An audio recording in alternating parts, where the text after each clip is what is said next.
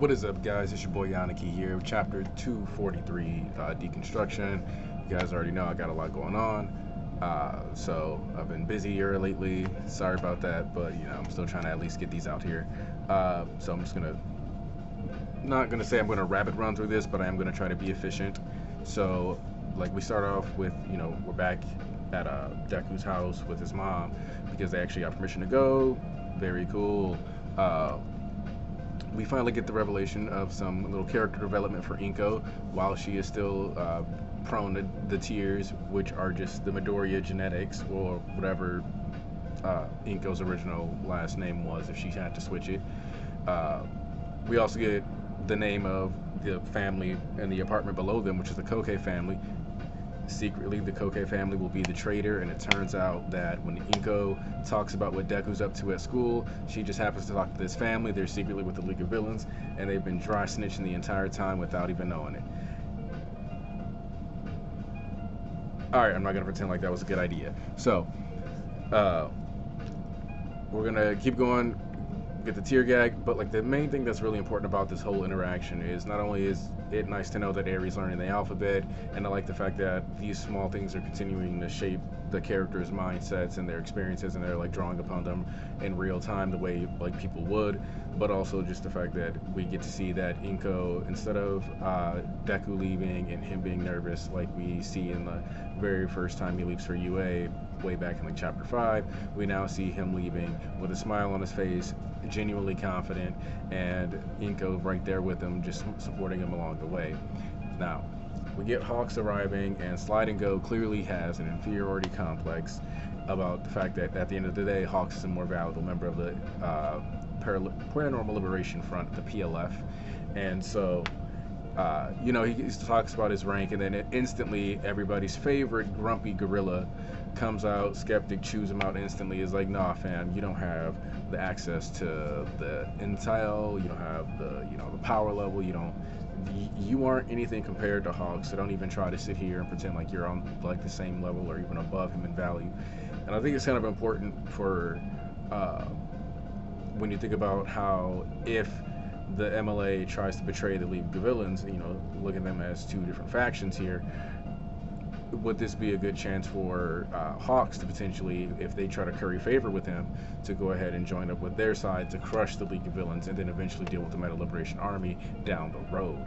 That could be where this is trying to set up, where that's going to be where Hawks' character is going to go, where he pairs up with the Meta Liberation Army, and then that's how you could end up with the Hawks vs. Dobby thing, where he gets his back completely scalded off so that he can never regenerate feathers and just simply doesn't have like back flesh anymore, and it looks like Dobby's, and he loses his quirk that way. Anyway. So, one of the cool things that I think Horikoshi was going for is that part of the coffee exchange was that the black side or dark side would be black coffee, and Hawks went and got sweet coffee, which is considered white, and so he's still on the side of good, and that's what I think the whole point of the coffee, like, little symbolism was. So we should still view Hawks as a good guy if we're going to dive and take that little coloration metaphor that deeply. We get the happiest panel of Endeavor ever, immediately followed up with the most honest panel of Endeavor, where he's like, hey, I'm happy to see you. Okay, but not really. And so what I like about this is that we're getting a firm establishment that everybody's going to be who they always are. Deku doesn't necessarily like Endeavor, but he is still like a hero fan, and he still wants to learn to be the best, so he can still be polite with him, even though you don't see Deku seeming as eager as he would be to learn from like All Might or Gran Torino, or even how he was with Night Eye, where like it was time to apply himself, or like how he looked up to Togata. This is more like this is a dude that's really good, but I don't necessarily vibe with him. Whereas Bakugo, what I love about this is that he's like, I've been wanting to tell you this since like the Remedial Course arc. So he's like, I've been thinking about this for like 2 months, and you're an asshole. Like, well, he calls him a jerk, but like to think that like he's been sitting there going like, yeah, no, definitely, like. And I mean, he gave it time, he let it marinate, and this is also with him knowing about the childhood too, which is where I think part of that really comes from, and Bakugo secretly just calling him a jerk based off of that, but knows that there's actually more to it than that. We have to remember that that's very important. But he also goes on to say, make it very clear that he's putting up with Shoto and Deku, not necessarily that he's there to be there them, but he does benefit greatly from learning from Endeavor, who makes it a point to emphasize later that he's actually only interested in training Shoto, and he's just putting up with them. Now, All Might goes on to tell both of the boys, Deku and Bakugo, that this is a perfect opportunity for them, because we get a flashback and they're discussing how Endeavor and Bakugo are very similar, but the thing that All Might is saying is that it's important for him to meet the Endeavor of now. People were very upset about the idea of like All Might suggesting that it would be beneficial for Bakugo to learn from Endeavor, but I think it's imperative to note that just because you do not like Endeavor does not mean his character arc is not progressing, he is not going in a positive direction. And because of that, the whole point of All Might saying that is to get Bakugo to never hit that lowest point that Endeavor ever hit to, but instead to plateau where he is and potentially start moving back towards a more positive direction in the same way that Endeavor is attempting to trend, as was stated in the previous chapter, is affecting the other heroes, like the way he's putting in such earnest work and effort. People are finally understanding like the meaning behind the name of the man Endeavor, and they're loving it. And then we also, so that's something that I just want to point out. And like Bakugo and Deku are at a part now where they do seem to be like as genuinely friends as they can be for the way Bakugo talks and interacts with people. I think we just kind of have to accept the fact that he's always going to sound like way more grumpy with Deku, but like they are kind of friends, but he also is still kind of like frustrated by him, and that's just like the nature of their dynamic at this point. But yeah, so no, this is actually perfect for Bakugo. I'm sorry if you haven't been keeping up with the details and you didn't realize and put that together, or if that wasn't what like you were seeing, but like that's what's kind of written within the story. So, I mean, there's the Endeavor and Bakugo videos that I've already done, each separately on this channel, so you can go watch those if you need to, where it kind of covers why this would make sense. Obviously, those are from, I believe, April or May, but still, Bakugo and Endeavor weren't really even in the story from March through these past couple of weeks, so they still should hold some validity as far as the analysis goes. Instantly, Endeavor hears screams, and he goes into action way faster than expected. He just, instantly tells them, stay behind. We get actually, okay, so I'm gonna be honest, the moment where they start busting out the suit, like the suit gear, like the gauntlets, got Shoto pulling up with ice, that page actually just made me happy. Remember, I was actually like giddy reading it, because it just seemed like, yeah, we finally have the Three Stooges lined up, ready to go. Like Louis, whatever, Curly Mo, come on, like I don't actually pay attention to those Stooges. All right, look, the point is, we got the three boys. They're here. We finally have an arc where they're trying to interact with the villain. They got the gauntlets. They're ready to throw down. Endeavor was not ready, did not know that what he was signing up to deal with. He doesn't understand that he has the three children in this school building in UA that want smoke more than any other student. There is no other student that I believe is more ready than these three to come running at you. Like, Ida was like, no. Like, Shoto even knowing, like, at Kamino, you gotta remember, Ida was holding Shoto back too, not just Deku. And I think that's something that like a lot of people forget. But no, Shoto pulls up. You gotta remember, he like instantly was like, no, Endeavor, see ya. I'm gonna go like try to find out what's going on with my friend. Send some backup when you got time. Bye. Bakugo never backs down from a fight. Didn't back down from Sludge Villain. After they got done at the USJ, instead of going to regroup, he was like, nope, we gotta take out the warp gate. Let's go. So this energy has been here the entire series. Finally getting to see all three of them going in action side by side. Exhilarating, man. Like, Endeavor's telling them to stay behind, and that to me is charming because, like I said, he doesn't know what he's in for, and it'd be a waste of their talents to have these boys sitting back. And so I'm unsure on how I feel about this villain that's introduced. I don't know if I think he's going to be like actually related to the Meta Liberation Army. Looking at his character design, I do think he's supposed to be, he might be set up for something else later. And it's similar to how at the start of the Pro Hero arc, they actually took down a member of the Meta Liberation Army who had the Shame Quirk, who pulled up with the jacket. And as Endeavor and Hawks were going by, Hawks just real quick one-shot him.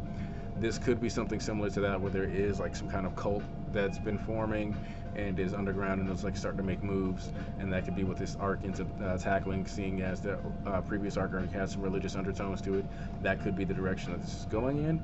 And so, but he could also just be some crazy dude that's just gonna serve as a good matchup for Endeavor, or maybe just do enough damage where Endeavor will get to see the kids in action saving people or something like that. Maybe the guy's just straight up going to be a high tier. Uh, but we have Hawks on the scene, and one of the things that I'm thinking about now is that Hawks, if he ends up getting involved here, is probably going to want to talk to Endeavor. They're going to end up interacting, talking about potentially working together.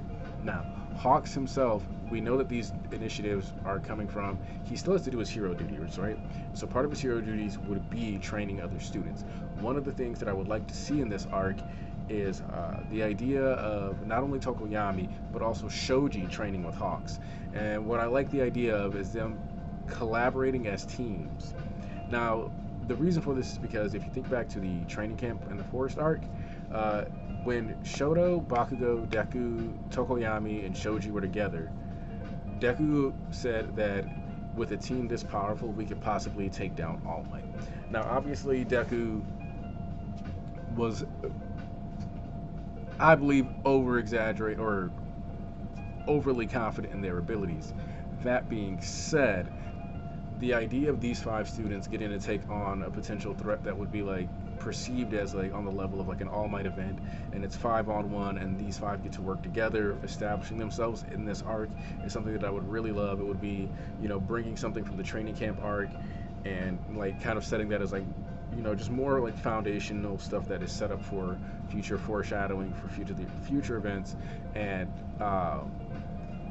the idea of one, I kind of want Shoji to like get that arc that Horikoshi said he was planning to write for him. So this would be a good time to like have him come in, especially with the Meta Liberation Army stuff going on, or the Paranormal Liberation Front, because of the fact that there's a chance that Hawks, because of the fact that he's like trying to do the Meta Liberation Army secret stuff, would start peddling some of those ideas to Tokoyami and Shoji, and they would likely actually be kind of sympathetic to it since they're both heteromorphics, even if they have other abilities as well, you know. So we actually have an instance where this stuff could actually start to impact the psyches of Tokoyami and Shoji, but we could also have, so like we would have schisms that could potentially fall out down the line between heroes, so that the hero war, like when, you know, we always talk, like a lot of us talk about like hero society falling, I don't think it has to be cut and dry, all the heroes lose. It's the heroes who took the side of the Paranormal Liberation Front will probably still get to act as heroes, like in some capacity they would be like captains or generals or something like that within the context of the hero society, whereas it would be the heroes that tried to put down the Paranormal Liberation Front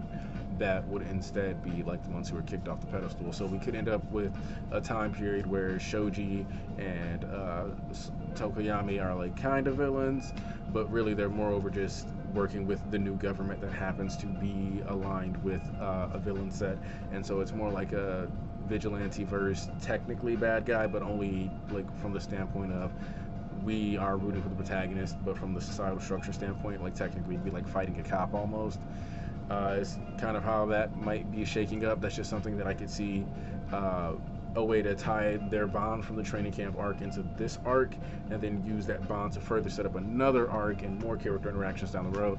I can see Horikoshi going for it, especially because once again, an old interview is making the rounds where where it just discusses how 2 of like Horikoshi's previous editors were essentially like, yeah, I had to try to like keep him in check, or like, you know, they would try to tell him not to go too far, and that's where My Villain Academia was what it was. And I think we can expect more wild and potentially like darker, or like more twist, or, you know, more pain essentially, or more suffering for the characters. So yeah, I think I'm gonna try to leave this video here. My throat is actually pretty sore, and yeah, so you guys, I hope you have a wonderful day. If you enjoyed the video, like, subscribe, share. You guys know how all this works. Hasta la vista.